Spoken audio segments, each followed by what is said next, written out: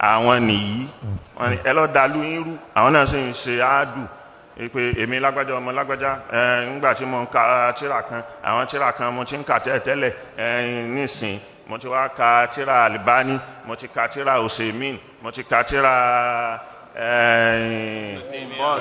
Bombaz mo ti ṣe kínní mo ti wá rí i pé ọ̀nà sálàfí lọ́nà o.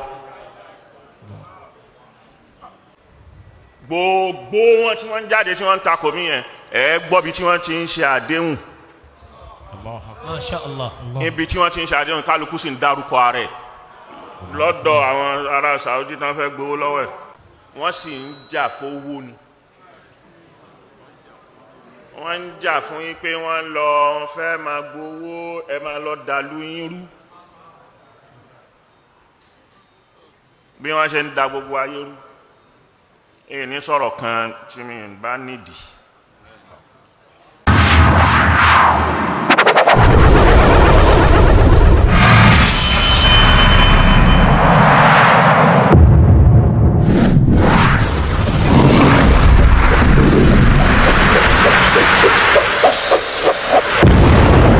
àwọn àgbà wọn lọ wọn bọ̀ wọn ní ó jọ gàtẹ́ kò jọ gàtẹ́ wọn ló fi ẹsẹ̀ méjèèjì fi jọ ara wọn.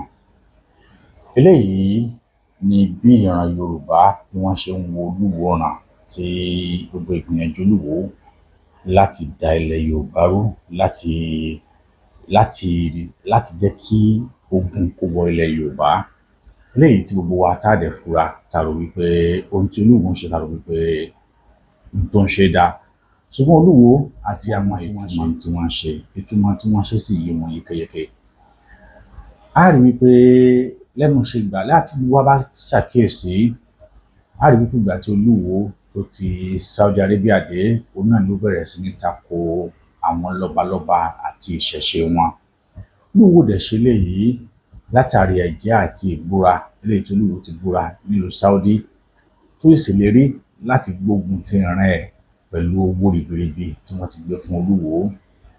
tí ẹ bá wo fídíò tí bàbá Amẹ́ríkà tí wọ́n ṣe tó jẹ́ pé òun ló bẹ̀rẹ̀ fídíò yìí ẹ rí i pé bàbá sọ wípé àwọn ní ọ̀pọ̀lọpọ̀ ẹ̀rí lọ́wọ́ níbi tí àwọn wọ̀nyí níbi tí wọ́n ti ń búra tí wọ́n sì ń gba owó láti lọ máa da ilẹ̀ abínibí wọn rú nítorí ẹ̀sìn. eléyìí náà sẹ́yìn tí Olúwo ń ṣe. Olúwo náà ń ṣe eléyìí láti rí wípé òun da ilẹ̀ Yorùbá rú òun ba ilẹ̀ Yorùbá jẹ́ òun rí wípé ilẹ̀ Yorùbá ò lójútùú òun rí pé ilẹ̀ Yorùbá àlàáfíà ò jọba. wọn àdẹ̀ ṣe eléyìí wọ́n ń ṣe láti jantàmọ̀ sí ìjà ẹ̀sìn ni. eléyìí kò sì sí ẹnikẹ́ni tó ṣe tán láti mójútó kí ni àwọn lọ́balọ́ba àwọn níjòyè pàápàá jùlọ the governor of Ọ̀ṣun state wọ́n kọ̀ láti kọ etí ikún sí ní tí Olúwo ń ṣe yìí eléyìí tí wọ́n sì rò wípé ohun tó tọ̀nà àti ohun tó tọ́ ni.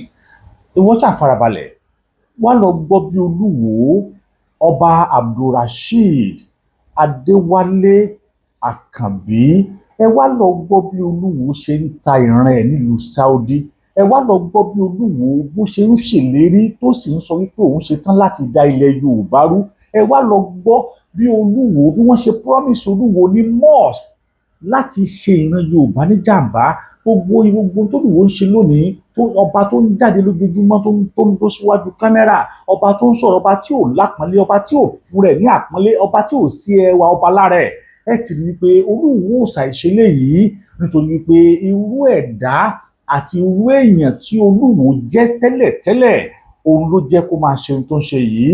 tá a bá wá sọ wípé ká fi wèrè lẹ̀ kí wèrè ó sin òkú ìyá ẹ̀ bó ṣe wù ú wèrè lè padà wá sin òkú ìyá ẹ̀ jẹ. eléyìí ni tí mo fẹ́ kí èmi àti yín tí mo fẹ́ ká gbéyẹ̀wò wípé àwọn ìwà àti ìṣe tí Olúwo ń ṣe lọ́wọ́lọ́wọ́ yìí kì í ṣe ohun tí Olúwo àti àwọn Olúwo tí wọ́n ń ṣe àti àwọn tí wọ́n tẹ̀lé òfin ṣe tí wọ́n ń ṣe pẹ̀lú ọkàn wípé àwọn ń gbìyànjú àti pé àwọn ènìyàn sínú ẹ̀sìn Islam bí kì í ṣe wípé wọ́n ń ṣe pé àwọn ń gbìyànjú àti dá ìjà ẹ̀sìn tá a mọ̀ sí jihad kalẹ̀ sí ilẹ̀ Yorùbá. olófàá tí Olúwo ṣe sọ wípé òun á gba Fúlàní láàyè kí wọ́n wá fi ìlú Ìwó ṣe àtìpó ó nítorí pé tí Fúlàní bá fi ìlú Ìwó ṣe àtìpó ó ní tó bá di 2017 àbí 2027 rádà ó ní àwọn yóò lè fa ènìyàn sílẹ̀ tí wọn yóò díje fún ipò gómìnà ìpínlẹ̀ Ọ̀ṣun sí ọba tó bá ní ọpọlọ àbí ọba tí ọpọlọ ẹ̀ bá pé àbí ọba tó bá wà ní ti right senses ló máa sọ̀rọ̀ eléyìí. Olúwo ó ti dá ìran Yorùbá rú níwọ̀n bá àgbà tó jẹ́ yìí. Olúwo ti ṣe ìran Yorùbá léṣe. Olúwo ó wà ní ìlú Mẹ́kà, ó dẹ̀ ń give speech against his own people, against his own ancestry. Olúwo ó ń sọ ní Mẹ́kà fún àwọn ará Mẹ́kà wípé wọ́n gbọ́dọ̀ ran òun lọ́wọ́ nítorí pé àwọn ènìyàn ń gbógun ti nílẹ̀ Yorùbá torí pé òun jẹ́ ọba mùsùlùmí. Tẹ́kẹ̀ mi àti ẹ jẹ́ ká jọ lọ gbọ́ fídíò èyí tí Olúwo èyí tó ṣe yìí. Ibẹ̀ ló ti mọ̀ wípé ewu ń bẹ lóko lóńgẹ́ gẹ fún alára ẹ̀. Ewu ni tí ìran Yorùbá ò bá sì ṣọ́ra, a fi àparò sí abẹ́ àgbèkà.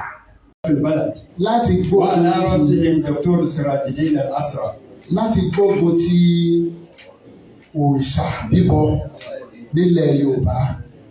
الواحد يريد أن يحارب الشرك في بلاد يوروبا. Ó lágbára púpọ̀. أمر صعب جدا. Nítorí gbogbo àwọn ọba tí a wà nílẹ̀ táwọn náà wà ní tí wọ́n mọ̀ ní ọba gbọ́dọ̀ bọ òrìṣà. لأن جميع ملوك بلاد يوروبا يهتمون بالشرك.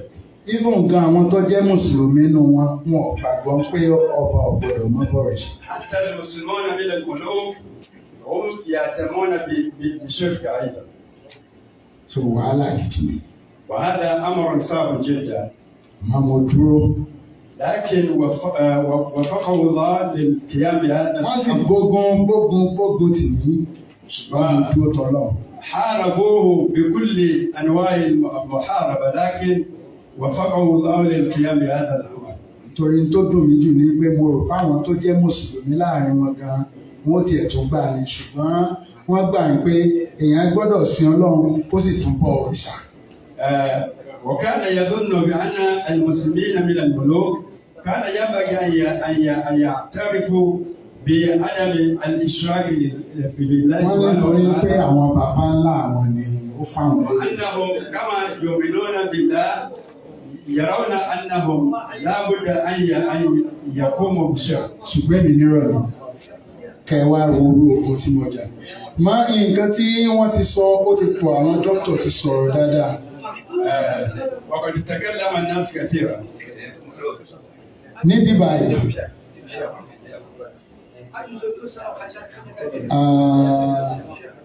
mo fẹ́ jẹ́ kẹ́ ẹ mọ bí Ìgbò ṣe jẹ́. هو يريد أن تعرفوا كيف طبيعة مدينة إيوه. Ìwó tó jẹ́ pé Ọlọ́run fi mí jọba lé lórí. مدينة إيوه التي وفقه الله ليكون ملكا عليها.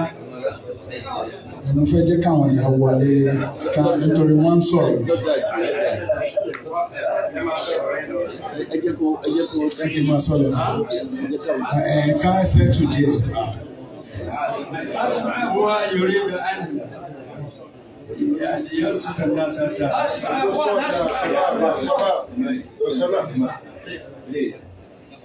هذا السلام جزاكم الله خير. نعم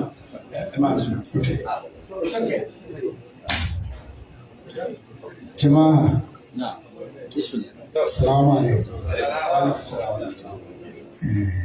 صلوا على النبي المصطفى. هو يصلي على نبينا صلى الله عليه وسلم. Ibi tí mo jọba lé lórí, the place where I'm the king. يقول بأن المكان الذي وفق يقول من كان عليها It's a very ancient kingdom. wọ́n ní ọba tó ní tùmọ̀ ní àwùjọ. ọba tí alimalik lẹ́dí alimakani lẹ́dí. tó ti pẹ́ ancient.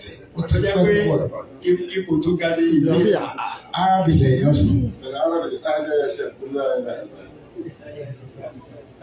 المكان الذي وفق وكان ملكا عليه هو من الأماكن القديمة.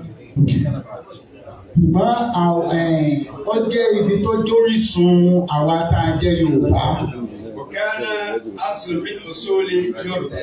Tá a máa ní Yorùbá gangan, Yorùbá tí gbogbo Yorùbá ń lò, òun ni Yorùbá ti wá. وإذا يريد الإنسان أن يتكلم عن àwa dẹ̀ lórí sùn bẹ̀. فأصل اليوربا الذي نتكلم به هو الأصل الذي نتكلم به. ìmọ̀ ọlọ́run wá ṣoore fún wa tó jẹ́ pé ọba ló gba Islam.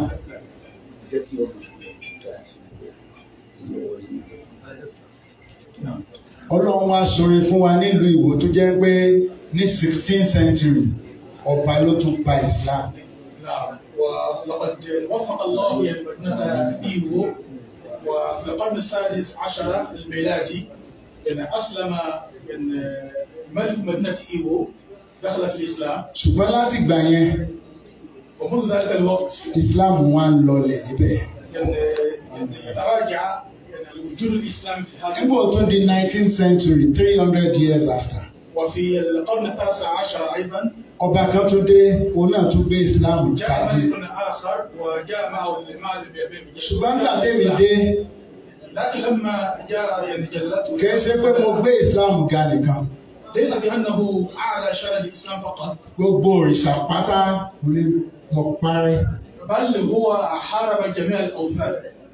kìí ṣe pé parí mo ń fi wọn lẹ́gba tí mò ń nà wọ́n. بل هو يعني يقاتل mo sì gbé يعني pẹ̀lú àṣẹ Ọlọ́run ọba. ويقاتل هذه الأوثان والأصنام. insha Allah نعم tí ò sí agbára mi. ولا يخاف أحد إلى الله. wíwá tí mo wá sí Saudi yìí hajj ni mo ní mo wá ṣe. يعني قصده في يعني قدوم بلاد الحرمين هو قصده هو أن يأتي للحج. mo kàn ní mo ẹja ń ṣàsanwó hajj kí n máa bọ̀. يعني هو فقط دفع. kébì náà lọ wọ hajj يعني يريد kí n lọ wo Mẹ́kà wò. يريد أن يشوف أن ينظر يعني ṣùgbọ́n tí mo rí lélẹ́yìn لكن ما يراه الآن ó fún mi ní agbára. هو يعني أعطاه يعني قوة يعني قوة مضاعفة. ẹ pé wọn ò dá wà o. نعم أنه ليس لوحده. nítorí mo rò pé mi nìkan mo dá wà. هو كان يظن أنه يعني يحارب الأوثان لوحده. wọ́n gbógun tì mí o. هو محارب يعني من كل مكان. wọ́n á máa sọ fúnjọba pírẹsidẹ́ǹtì pé àníṣe kìí ṣe èèyàn gidi. ناس يعني يبلغون النظام في الدولة اللي يعني يريدون أن يعزلوه. لأنه خالف الأوثان. mo sì dá wà náà ni. يرى نفسه وحيدا. àfàwọn dókítà yìí. لكن هو يعني يرى يعني وراءه àwọn tí mo máa rí lẹ́ẹ̀kọ̀ọ̀kan tájẹ̀ tó kù. هم الذين يراهم معه دائما. èmi nìkan ni á dójúlé o. هو فقط المستهدف. àtọba. نعم. àtìjòyè. نعم. àtàwọn ọmọ ìlú. Ibùn gan àwọn tó jẹ́ Mùsùlùmí mi gan sọ pé fi ọ̀rọ̀ òsàlẹ̀ máa sọ nǹkan kan máa sáà sí ti. بقية الملوك وحواشيهم وجميع الناس يهددونه ويحذرونه من أن يترك هذا الشيء كيف يستريح وينعم بحياته. لكن هو لا يقبل لهم. wọ́n sẹ́ẹ̀tì mi pẹ̀lú obìnrin gbogbo ẹ̀ wọ́n fẹ́ yàwó wá fún mi lé wọ́n sẹ́ẹ̀tì. أغراه بالنساء وبالمال لكي يرجع. wọ́n poison mi. حتى سمموه. wọ́n tún sanwó Canadian ni mi. Canadian citizen. هو كان عنده الجنسية الكندية. mà ní Canada wọ́n tún sanwó ẹ̀mí mi pé kí n pa mi. حتى دفع لمن يقتله في كندا. bẹ́ẹ̀ ṣùgbọ́n ẹni tí wọ́n kọ́ pa mí ẹni tí mo ti ṣàánú fún ní ọdún 12 sẹ́yìn. لكن من توفيق الله سبحانه وتعالى الذي يتزعم èmi ọ̀dà màmá ṣùgbọ́n bó ṣe rí mi báyìí. سبق أن قد ساعده. ẹni tí a sanwó fún. الذي دفع له لاغتياله. mo ti sọ̀rọ̀ fún mi. كان صاحب الجلالة قد ساعده وقد أنعم عليه بأشياء. ní 2019 ni a ní kó pa mí. يعني في عام 2007 lèmi ti ràn lọ́wọ́. وقد سبق أن ساعده في 2007 يعني Tekbir. Ọlọ́run bẹ. الله يعني يعتقد أن الله واحد. ẹ dúró tọ́lọ́run. هو يوصي بأن يتقي ogun tí mo ti jà ó yẹ kí n máa mo ń sunkún báyìí ṣùgbọ́n ilé هو يبكي هو ضميره يبكي mo mọ ogun tí mo من jà. شدة ما قد واجه ما واجه وعانى wọ́pọ̀ على السبيل. máa lé ní mo rí pé mo ti láwọn ọmọ ìyá. هو الآن كأنه دخل هو يرى أنه يعني في عهد mo ti جديد láwọn ẹ̀gbọ́n. لأنه وراءه mo ti láwọn àbúrò. وراءه إخوة mo ti lọ́mọ ìyá mo ti ní ìyá mo ti ní bàbá. وراءه nílùú Saudi Arabia وأمه وكل شيء في هذه البلاد. láti ìlú láwùsá ti wá ìdílé kẹfẹ láwùláwà láàkó wọta. هو يؤمن بهذه الكلمة àdúgbò أنه لا حول ولا mo قوة dúpẹ́ إلا بالله. هو ẹ ṣe púpọ̀ gan. يشكر wọ́n wá الجميع. fẹ́ bẹ̀ yín ìlú Ìwó mọ́sálásí tó jẹ́ pé àkọ́kọ́ ni kìí ṣe nílẹ̀ Yorùbá nìkan هو o له طلب وحيد يطلب ní Nàìjíríà. أن في مدينة إيوه الذي mọ́sálásí ọ̀hún ojú tì ní o. قال في جامع كبير هو أول جوامع في قرية يوبا. mọ́sálásí àkọ́kọ́ ní Nàìjíríà kìí ṣe nílẹ̀ Yorùbá وضع nìkan. هذا الجامع الآن مما يندى له الجميع. ìmọ̀ ojú tì ní mọ́sálásí ọ̀hún. من يعني يندى wọn ò له gbọ́dọ̀ pé bẹ́ẹ̀ mọ́sálásí tọ́ílẹ̀tì lè yóò pè. سبحان الله يعني هذا الجامع اليوم لمن يراه كأنه يعني منافع أو يعني nítorí pé wọ́n dojúlé lù. لأن المدينة مستهدفة لإسلام يهوه. wọn máma sọ ìlú ńlá wọn ọ̀sọ̀ náà bẹ̀. حتى الطرق المؤدية إلى هذه المدينة مهملة. èmi gan nígbà mo jọba ni mo bẹ̀rẹ̀ sí ní lọ fi sìmẹ́ǹtì. لما tí mo تولى bọ́ sí ojú títì tí mo fi لما sìmẹ́ǹtì sọ. تولى يعني هذا المنصب هو بنفسه ìlú ńlá ni o. ذهب إلى هذه الطرق يعني يصلحها. ọba 35 ni mo ní lábẹ́ mi. لكن kingdoms tí mo ní lábẹ́ mi. منعوه من ذلك يعني. kingdoms tí mo ní lábẹ́ mi. kingdoms. الممالك التي اللي تحت يعني èmi ń fi ìyàrá mo ní agbára أكثر من láti 25 مملكة. 35 35 مملكة يعني. ìjọba tó wà lábẹ́. أكثر من 35 مملكة تحت ẹgbẹ́ mi mo sọ wọ́n lọ́wọ́. هو الذي يزوجهم وينصبهم ويديرهم. èmi yìí ṣe ọba tí èèbù gbé sókè. ليس يعني هو الملك هو عرشه. mo ti jọba tí èèbù tó dé. وهذا العرش كان موجودا قبل الاستعمار. màmá dójúlé lu yẹn. لكن المدينة nítorí مستهدفة. wọ́n mọ ògo rẹ̀ lọ́jọ́ iwájú. لأنهم عرفوا قدر هذا العرش وهذا المنصب. wọ́n máa ń gbé irú ọlá tó lọ ń ṣe sí Mẹ́kà yìí نعم tó ṣe sílùú Saudi Arabia yìí. يعرفون أن kò sọ lámì ń lu ìyàfọ̀ lọ́wọ́. نعم يعرفون أن kò sí ọlá kankan إذا صمد على هذه ní Saudi Arabia ọlọ́run lọ fún yín lọ́wọ́. يقول أمر المدينة إلى مثل ما صارت. ní nǹkan kan ọlọ́run. لذلك يحاربونه بالكلمة. pé ọmọ àtiró tó ń wẹsẹ̀ bàtà kan ọ̀rọ̀ náà ni ọmọ bẹ́ẹ̀ ló fẹ́ gbọ́. àwọn ìwà tí Olúwo ń hù tí ò bá tí yé wọ tí kò yí ọ dáadáa ìbá dáa kó jókòó kó gbé ọ̀rọ̀ yẹn náà sínú ọpọlọ wò kó wò pé ìwà tí Olúwo ń hù yìí ṣódédé ń hù ni àbí ohun tí wọ́n rán Olúwo kó wá ṣe. ohun tí wọ́n rán Olúwo pé kó wá ṣe ni pé kí Olúwo kó wá da ilẹ̀ Kóòtù Òjìrè rú dandan sì ni fún Olúwo láti ṣe iṣẹ́ tí wọ́n rán torí pé ó ti gbowó iṣẹ́ tó wá ṣe. bí èèyàn bá dẹ̀ gbowó dandan ni kò ṣiṣẹ́. àwa la wà nígbà kí Olúwo kó da ilẹ̀ Kóòtù Òjìrè torí pé Yorùbá sọ wípé àgbàrá òjò Olúwo kò lóun ò nílé wò àmọ́ onílé òun náà ni ò ní gbà fún. Olúwo ń dúpẹ́ lọ́wọ́ àwọn ará Saudi wípé wọ́n ṣeun láti ṣe àtìlẹ́yìn fóun. wọ́n ti ṣèlérí pé àwọn yóò wá kọ́ mosque sí ìlú Ìwó. eléyìí òun náà ni ti Olúwo tó ń dúpẹ́ fún wípé oore tí ẹ ṣe fún mi yóò oore ńlá ni. ẹ ti gbìyànjú ẹ wá kọ́ mosque ilẹ̀ Ìwó láti lè fi da ilẹ̀ Yorùbá rú.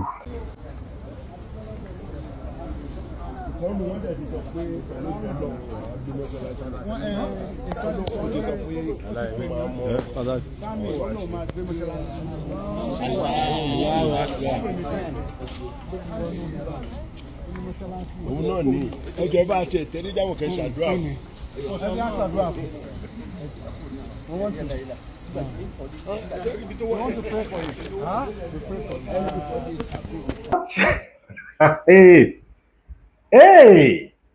nǹkan le.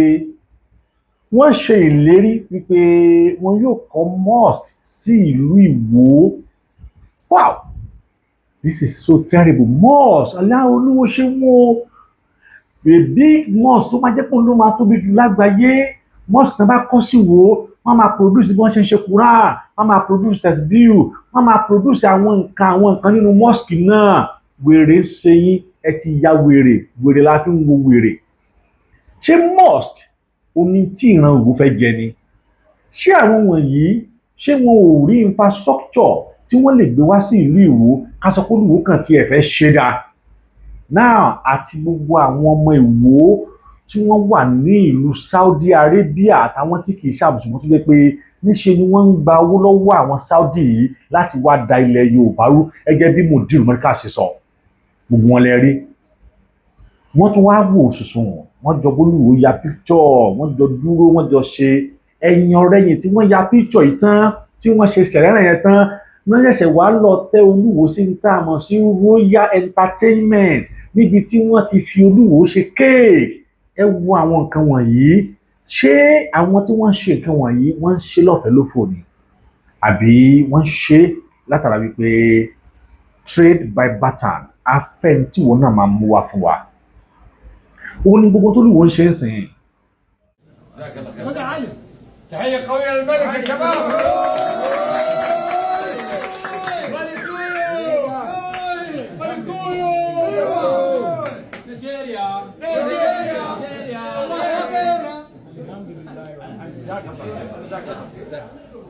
الحمد لله. نعم.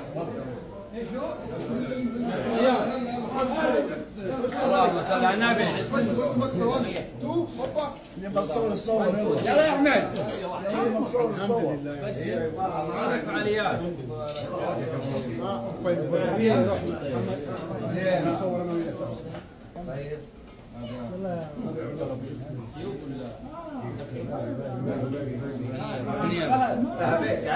سم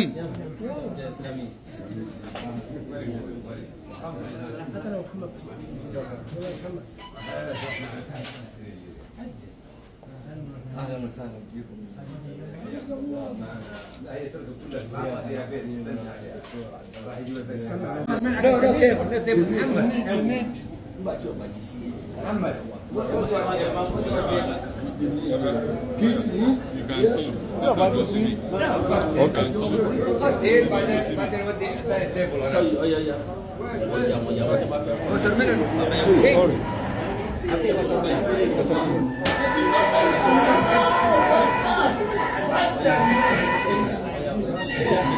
الله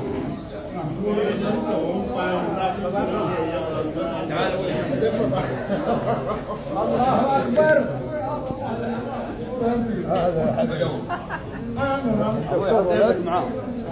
ايوه عبد الله حق العيون.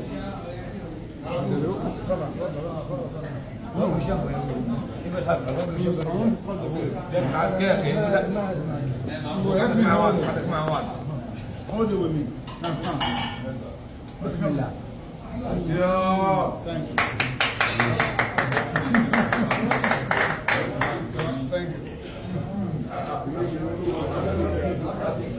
Wọ́n ti délé ìpín tó lé rẹ̀. Náà ti náà.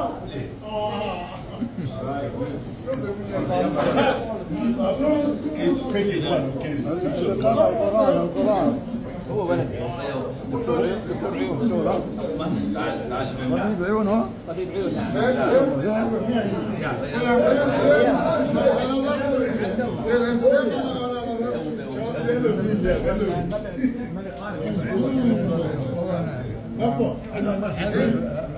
المسجد عندنا هنا. الله يصلح لنا ولكم.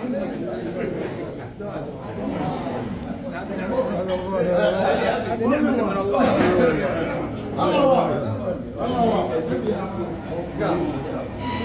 Must Saudi. Yes, okay. No problem.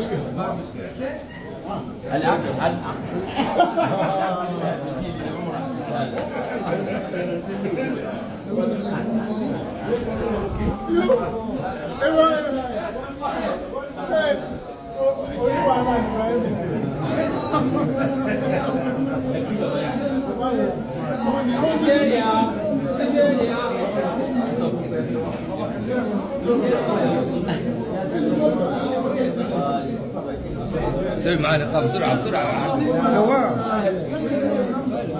انت بس صور وانا اشبك معاك اشبك معاك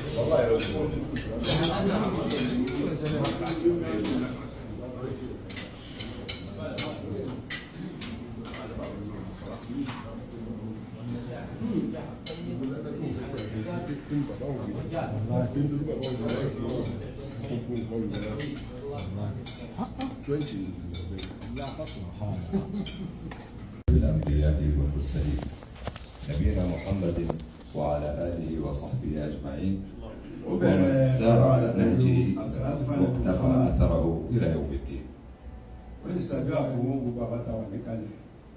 أما بعد، يشرفني ويطيب لي في هذا المساء المبارك أن أرحب بشخصية إسلامية فذة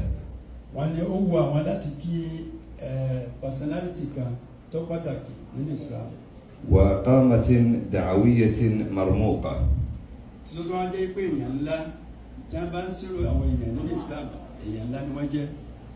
ودرع من دروع التوحيد في القارة الإفريقية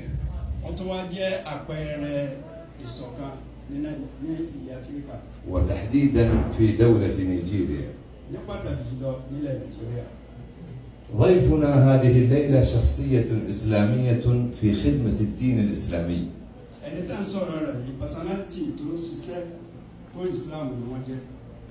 أنقذ الله على يده أعدادا غفيرة من الضلالة إلى الهدى ومن الشرك إلى التوحيد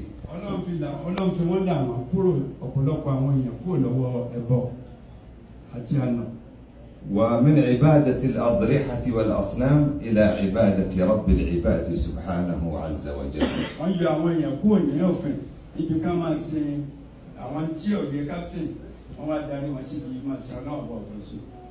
دعا إلى العقيدة الصحيحة في بلاده وحارب الشرك وحطم الأوثان ابتداء بالرسل والأنبياء.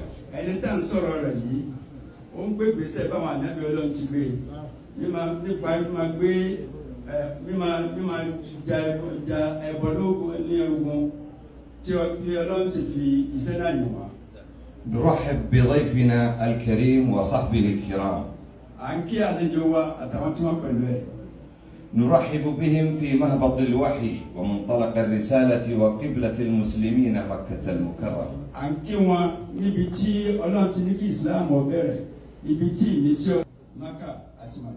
نرحب بهم في أرض الحرم المكي الشريف ومن جوار بيت الله العتيق ومقام إبراهيم والصفا والمروة وآل الصحابة والتابعين.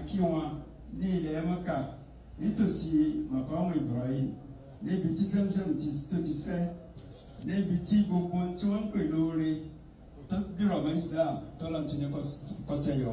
أرض الصحابة والصالح أيضا. ilẹ̀ àwọn sọ̀hábà àwọn ọmọ akẹ́ wà ní Muhammad àtàtì àpọ̀tẹ́ ìtẹ̀lé wọn.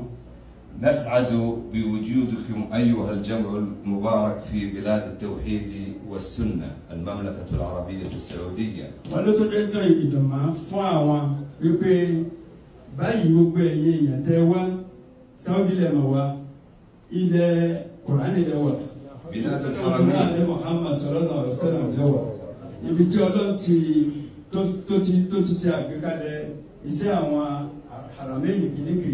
وحفظ الله ولي أمرنا خادم الحرمين الشريفين الملك سلمان بن عبد العزيز وسمو ولي عهده الأمير الأمير محمد بن سلمان بن عبد العزيز. wọ́n ní kí Ọlọ́run bá ní sọ bàbá wa tọ́jú ọba àlùbáríkà fún ilẹ̀ Saudi Arabia bàbá wa Salman ibn Abdulaziz من كل سوء àti ومكروه ẹni tọ́lọ́ ń ṣe nígbàkejì wọn tí í ṣe Muhammad ibn Salman gbogbo tí sàbúrú Ọlọ́run bá kó làwọn bẹ́ẹ̀.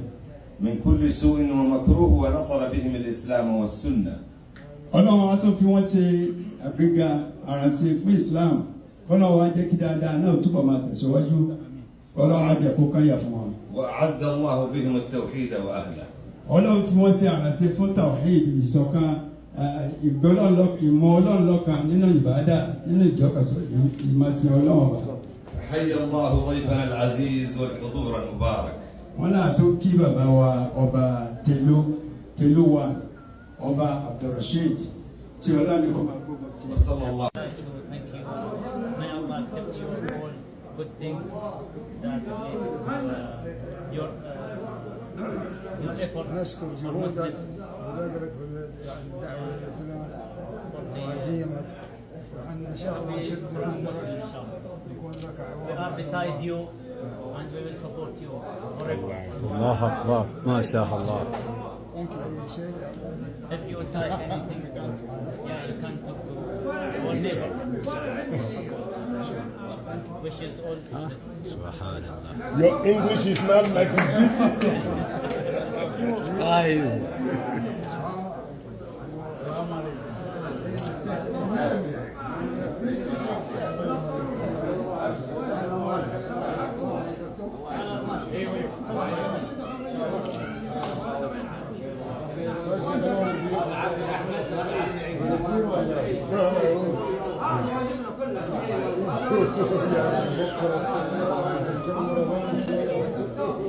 Kini yẹn ló ti jù sí rírọ̀ ẹ̀.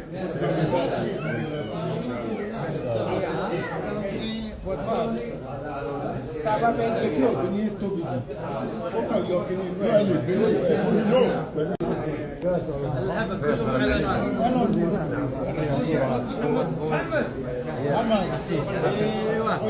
wọ́n láwọn ní ìpín ẹ̀ má bọ̀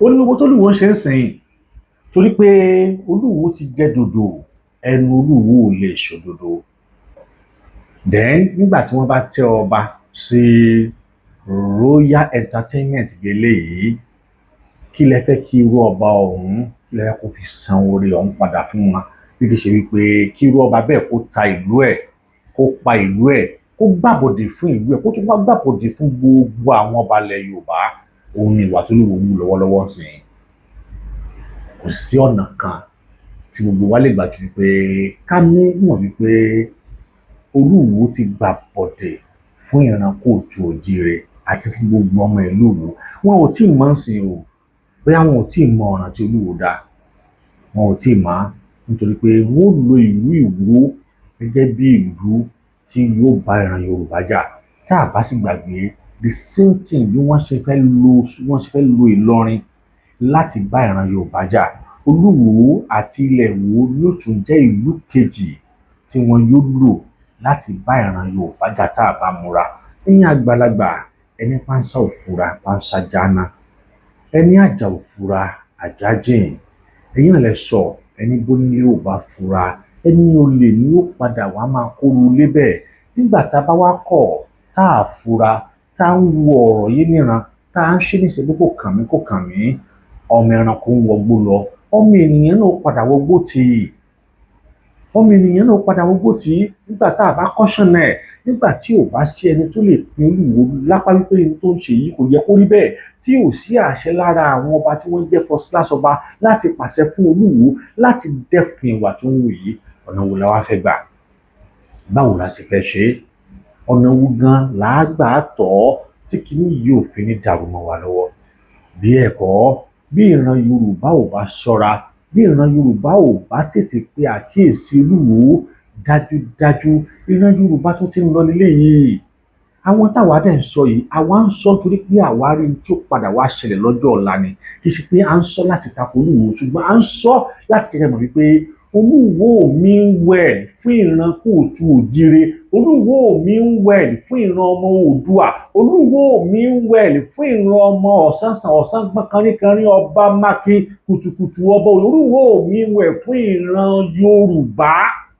Ohun tá à ń sọ nìyẹn pé ìjà ẹ̀sìn tí Olúwo gbé dání yìí láti split ìran Yorùbá kọjá tí àwọn gọ́ọ̀mẹ̀ntì gan ti dá kalẹ̀ sílẹ̀ Yorùbá lọ ni.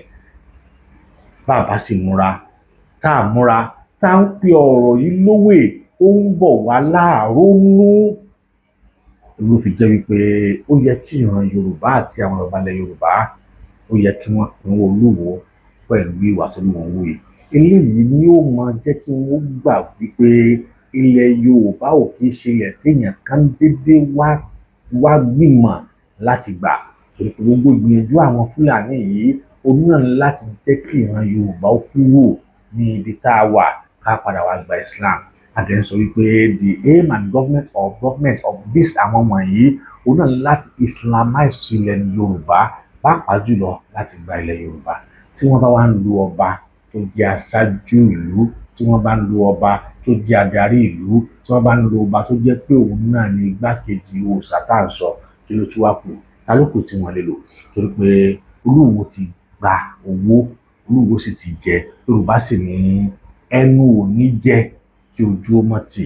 Ohun tó ń ṣẹlẹ̀ rèé tó fi jẹ́ wípé ó yẹ kí ìran Yorùbá ó yẹ ká múra sí ọ̀rọ̀ Olúwo tilẹ̀ Ìwó ìyẹn Mr.